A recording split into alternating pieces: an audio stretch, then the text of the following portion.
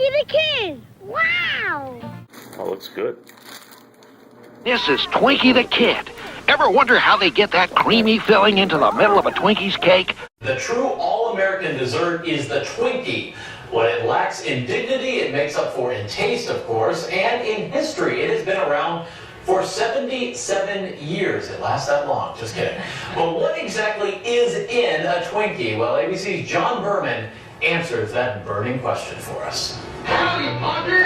Come on to Hostess Twinkie Town. When most people look at a Twinkie, they see a small yellow cake, 4 inches long with cream inside. They see a moist, delicious dessert. But when food writer Steve Etlinger looks at a Twinkie, he sees something more. I see the mastery of the problems of shelf life, of distribution, making something in a large quantity while keeping it sanitary, while keeping it uniform. When I look at a Twinkie, I think golden creamy goodness. I joke perhaps because I didn't know just what was behind that golden creamy goodness. I was naive, like Bruce Willis in Die Hard. It's terrifier than a 1,000-year-old Twinkie.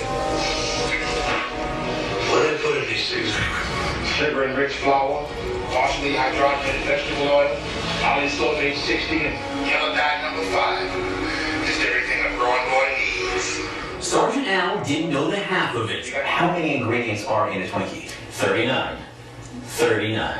Now that's counting the vitamins and minerals in the fortified flour. Ladies, the most versatile dessert ever. So this golden creamy goodness is pretty complicated. It's very complicated.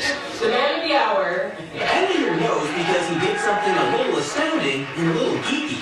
He wrote an entire book on the Twinkie. And then my sweet little girl, who at that age still thought Daddy knew everything. 283 pages. Daddy, where does polysulfate 60 come from? He spent 5 years as a food detective, traveling the country to track down the source of all 39 ingredients. Hostess didn't exactly cooperate. Even though I didn't reveal any secret, certainly no trade secrets, and definitely I didn't reveal anything shockingly bad.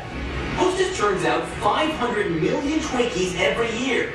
500 million.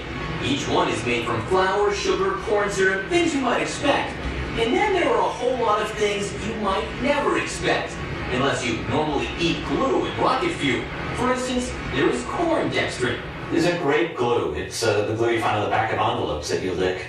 It stays dry. When it's dry, it's not so sticky. When it's wet, it sticks right together. How would you have one and not eat one? And there is cellulose gum. In the Twinkie, it gives the cream the smooth feel. It's in a lot of low-fat salad dressings, ice creams, and it's used in rocket fuel to give a slightly gelatinous feel to the rocket fuel. I just love that. Rocket fuel is a strange kind of fun. And fun is having a Hostess Twinkie. Light. When Etlinger laid out a bunch of the ingredients in the Twinkie, it didn't look much like a magical flying Twinkie run. Nor did it look much like a bakery. It looks like a chemistry set. It is. It's like a chemistry set. I have to tell you, I really enjoyed coming through the airport security with these big rocks. That's right, rocks. At least 5 rocks go into making a Twinkie. There's trona in the baking soda, limestone in the baking powder, and of course, salt. Is there anything wrong with the fact that Twinkies have 39 ingredients that are made from rocks and use petroleum? No, because if there were, there'd be something wrong with all our processed foods. Now, some people don't like that, in which case they can eat more whole foods, fruits, vegetables, and what have you. I have all real, what I call whole foods. Whole grain flours that are unbleached. We found a woman who makes a vegan Twinkie. It tastes okay, but comes at a cost. Now, you talk about shelf life. The shelf life will be much shorter. But There, she said it. The magic words that make the Twinkie world and the world of all processed foods go round. Shelf life. In order to get shelf life, you give up something. Fresh eggs, fresh cream, fresh butter. So you need to not only extend the shelf life of the product you're making, but you have to replace those eggs with emulsifiers. You have to replace the butter with flavors. Twinkies have a legendary shelf life. They're rumored to last longer than their plastic wrappers.